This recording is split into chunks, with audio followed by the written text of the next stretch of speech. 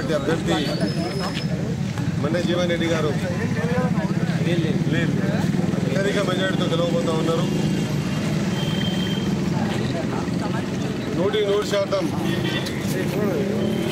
ఇప్పుడున్నటువంటి స్థానిక ఎంపీటీసీలు కానీ జెడ్పీటీసీలు కానీ మున్సిపల్ కౌన్సిలర్లు కానీ గతంలో ఈ 4 సంవత్సరాల్లో వాళ్ళు గత ప్రభుత్వంలో ఏమీ చేయలేక గత ప్రభుత్వం వాళ్ళు చూసిన చిన్న చూపుని దృష్టిలో పెట్టుకుని ప్రజాప్రతినిధులుగా గెలిచినా తప్ప మమ్మల్ని గెలిపించినటువంటి వార్డు సభ్యులకు కానివ్వండి లేకుంటే గ్రామాలకు కానివ్వండి ఏమి చేయలేకపోయినాం అనేటువంటి అసహనంతో ఉన్నారు. కాబట్టి 100% కాంగ్రెస్ ప్రభుత్వం వచ్చిన 100 రోజుల్లోనే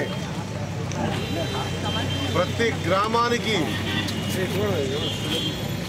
ఉదాహరణగా తీసుకుంటే మక్తల్ నియోజకవర్గంలో ఈరోజు 3 మున్సిపాలిటీలు తప్ప మిగతా ప్రతి గ్రామంలో 5 నుంచి 12 లక్షల వరకు సీసీ రోడ్లు కార్యకర్తలు ఆ గ్రామ ప్రజలు అవసరమైన రోడ్లు వేసుకోవడం జరిగింది.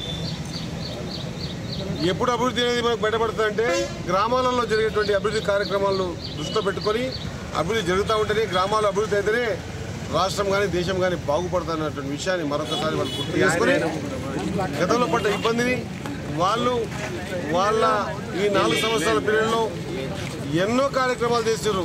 మాకు ఫండ్ ఇవ్వండి, మా ఊరు డెవలప్మెంట్ చేసుకోవాలి, మా వార్డు డెవలప్మెంట్ చేసుకోవాలని ఎన్నిసార్లు మొరపెట్టుకున్నా కూడా పెట్టిన ప్రభుత్వానికి పోయినసారి 3 నెలల క్రితం ప్రభుత్వ ఏర్పాటులో లేదా కాంగ్రెస్ పార్టీ గెలుచుడులో కూడా వారి భాగస్వామ్యం ఉంది.